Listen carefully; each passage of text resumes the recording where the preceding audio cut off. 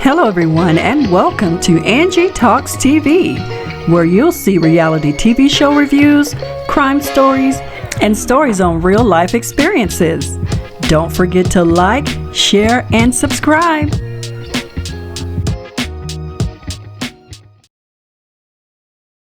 Everyone, and welcome. How much would you be there for your partner if they got into a life-threatening accident? Would you be by their side? Would you stick with them through the whole process of recovering and getting back on their feet? Well, in this video, you'll hear a young lady that sticks by her husband's side. And you'll see the ending may not be what you expect. Now, before we start the video, be sure to head on over to her page and give her a follow. Let's get started.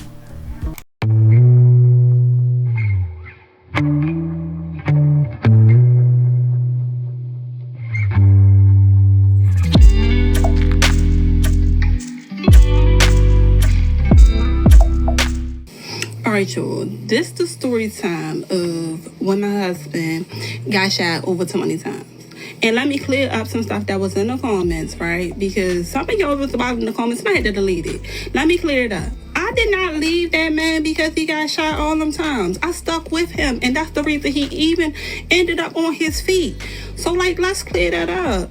I did not leave him because of that. We literally got married after he got shot all them times. Alright, so fellas, y'all really need to listen to a woman and that woman's intuition, because that's how he ended up getting shot, and trusting somebody that he called his brother. Okay, so that's how that was.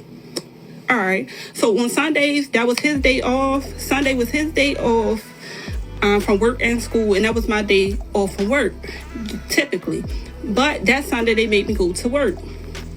So I'm at work, I get a phone call or whatever, and usually time if they made me come in for work, he would just still be home, probably make dinner or do some stuff like that, right? So this particular Sunday, he had called me like a little bit before I got off or whatever, and was saying that his brother, little friend, wanted him to go play basketball with him, right? So I was like, I don't know, why wouldn't you just stay home? I don't feel right. Something just don't feel right about it. I tell this man that. And he was like, there you go with that. There you go with that. And he goes out. Okay? So, literally after this, I worked in a jail. They had sprayed a bunch of mace or whatever. So, I have asthma. It made me my body feel weak because I had an asthma attack literally right before I got off. So, I had an asthma attack. So, when I leave work, I'm going home. I get a call when I got home. I get a call, and he I should be there within an hour. I should be there within an hour. I'm like, oh, okay. So I lay down because I figured, by the time the hours, by the time he finished playing basketball, he'll be back in here to wake me up or whatever. Okay.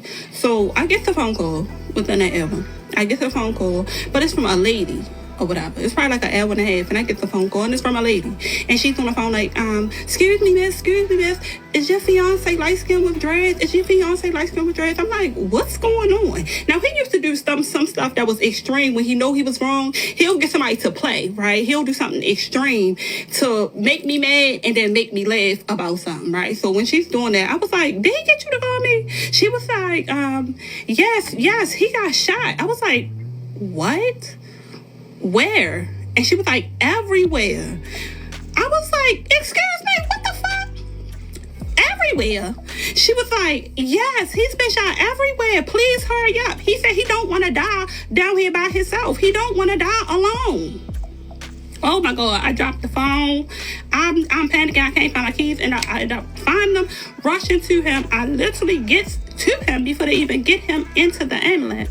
When they put him in there, they have him on a stretcher, and when they're putting him in there, that lady literally went everywhere. That man was shot literally everywhere, but his neck and his feet, everywhere else on his body was shot. He got shot in his head, literally everywhere. His arms, his butt, his back, everywhere. His legs, his chest, he still got bullets in his chest. He still got a bullet in his back. He literally been shot everywhere. They told him he wasn't going to walk again, and all of that. And I still stuck by that man's side. I still stuck by him. Everything they did for him in therapy, I did that every day of the week. Every day. That's how he was, and that's how he ended up able to walk, because it was me. I pushed him every day. I said, boy, you're going to walk. You're going to get back on your feet. Y'all, you couldn't tell me I wasn't a physical therapist, okay? Everything that they did, I studied them, I watched them, and we did it every day. So they sent us from the hospital to the rehabilitation center. From the rehabilitation center, I watched literally everything that they was doing in a rehabilitation center.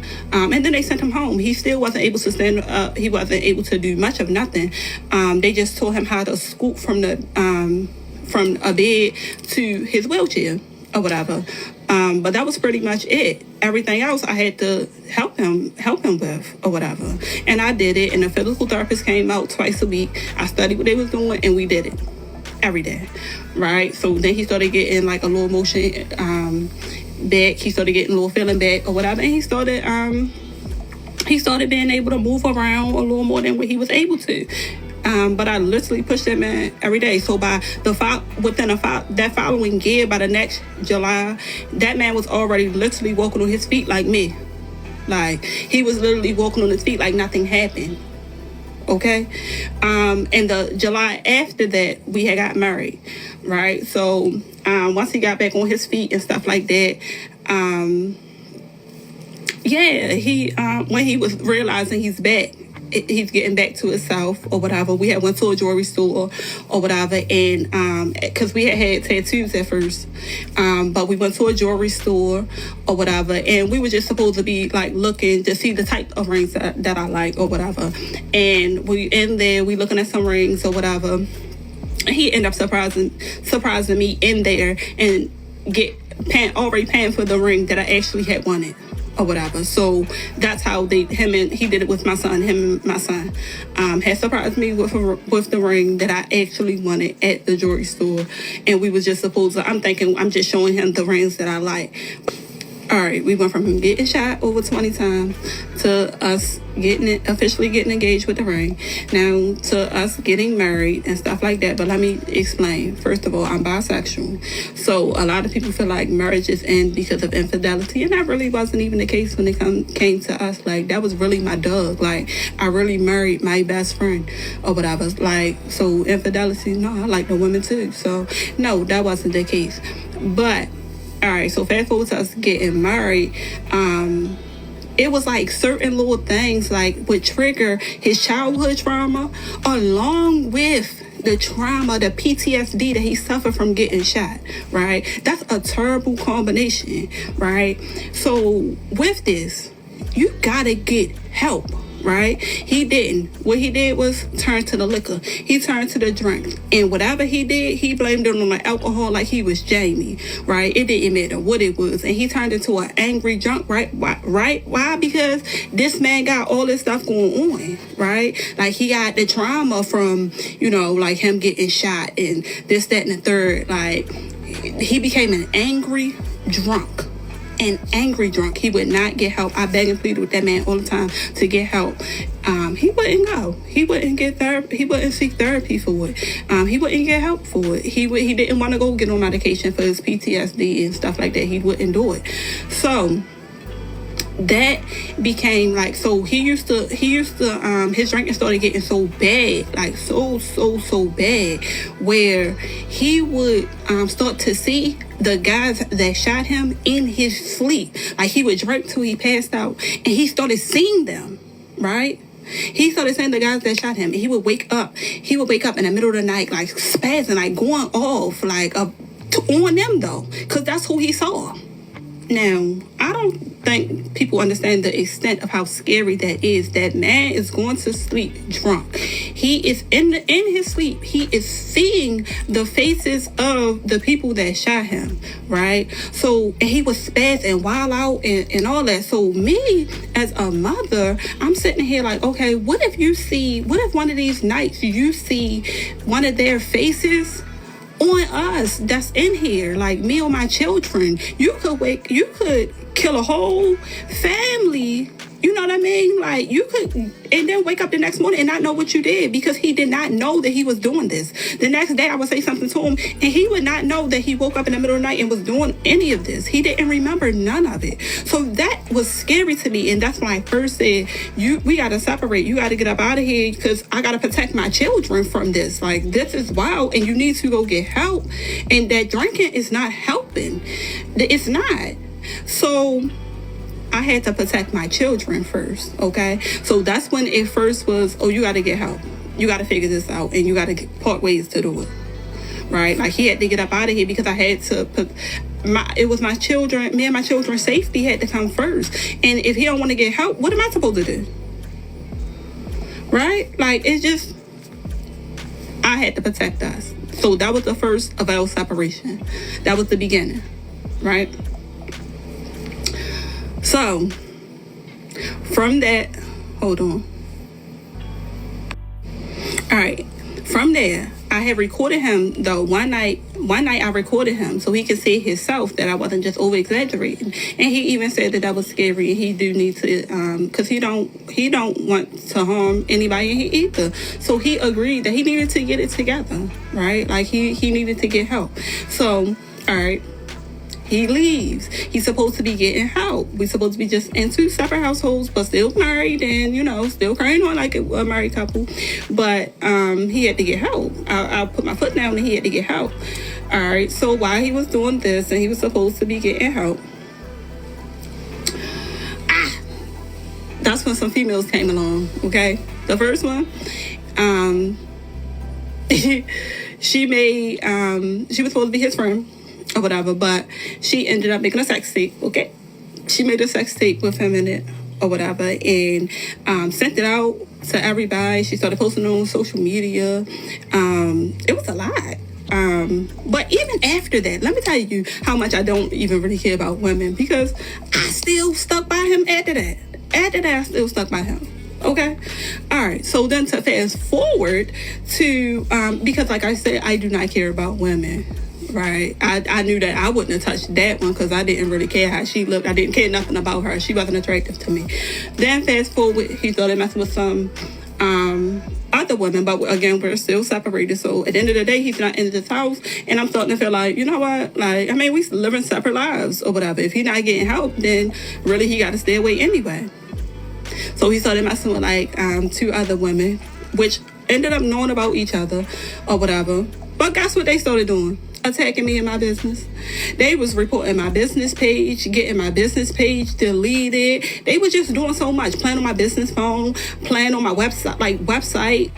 And I did not understand these women mindset, because I'm not bothering them. I'm not saying anything to them. And legally, technically, I was the wife. But I had already just got in my mind that, hey, we live in two different lives at this point. Like, if he's not going to get help, then we're not going to spin the bin and get it back together until he gets help, because I'm not just going to open my doors back to him without him getting to the root of the issue. And the issue was, you know, him being shot all the times, and it made him turn to drinking really heavy, and he had to take care of that in order to get back in this house, right? And I'm putting my foot down about it, because I don't play about the safety of my children. I'm not playing, and I wasn't letting up on that, right? Okay, so these two women, when they was doing all that, reporting my stuff, like, for nothing, I did not understand it. Like, but if I'm telling you, like, hey, you gotta take care of them, like, take care of it. You know what they doing,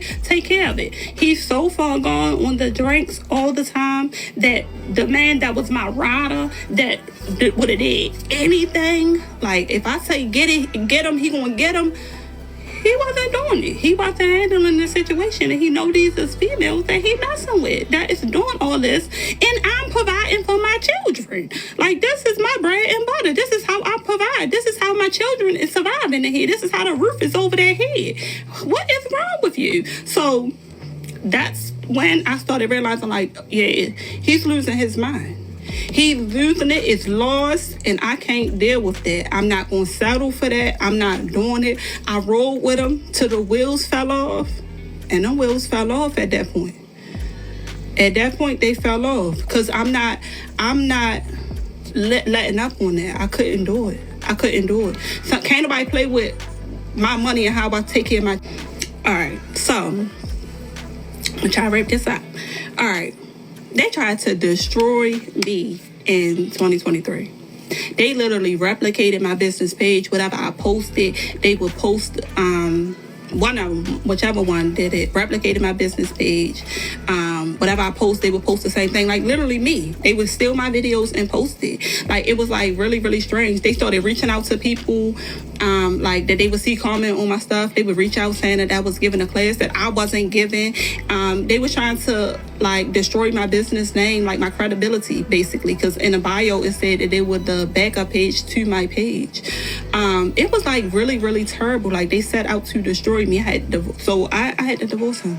I couldn't stay in that marriage knowing that you're supposed to be, regardless of anything, you're supposed to be my protector. And I wasn't getting protected at that point because he couldn't even protect himself. Like, it was so crazy. Like, that drink did a number on him. And then after I had filed for the divorce and stuff like that, that's when he tried to go to get help. Like, he tried to go to AA and stuff like that to go get help. But it was too late at this point. You didn't already let these women do all of this. Like, no. Now, in the future, what the future will hold for me and that man, I couldn't tell you. Because I planned the rest of my life with him. But I couldn't do it no more. I couldn't, and I feel like that drink really did messed up his brain cells so much that the future don't hold anything for us, to be honest with you. He still act like he have hope, but me, the future don't hold nothing. It was too much. Like, I don't play about certain characteristics in a person. And with that, like, you showed me a flaw, like, yeah, you was drunk. But if I kept telling you you needed help as your wife, you were supposed to go get that help. Listen. The last few months of the year, I was literally living off of savings, okay? Because I didn't want to continue to post anything on my business page, and then they try to replicate me again, and it's able to get people out of more money. Like, I stand on integrity, so I couldn't do that. I couldn't do it, so I haven't been able to make any money because of them. It's just been a lot. Like, I'm not spending that bin. Like, I'm not spending that bin with that man. He can enjoy the rest of his life with whatever he's doing. But no, not me. So people ask, like, do I regret being there for him? Like, why he got shot all them times? No, I don't regret that. No, absolutely not. I don't regret that. I don't regret it. No.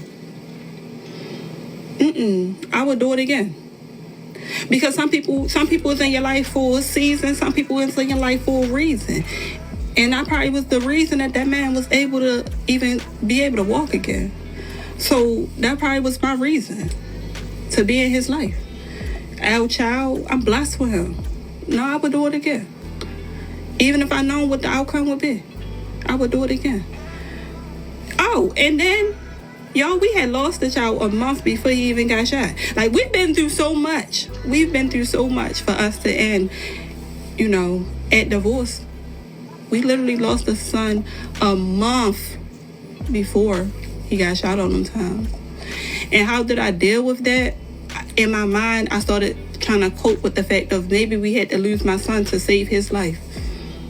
And that's how I tried to cope with the grief of going through that, the loss of our son. Yeah, we had lost a son down. We had a son again after that, but yeah, we've been through a lot. We have been through an extreme lot. I ain't spending no bad. But I am going to start walking y'all through my dating life now. And make sure y'all with me through this whole build back up process. Because whatever they set out to do for me in 2023, I'm taking everything back in 2024. Everything. Everything that I lost, I'm coming for it. Plus more. One thing about me, I done lost it all before and built it back up, and I'm ready to do it again.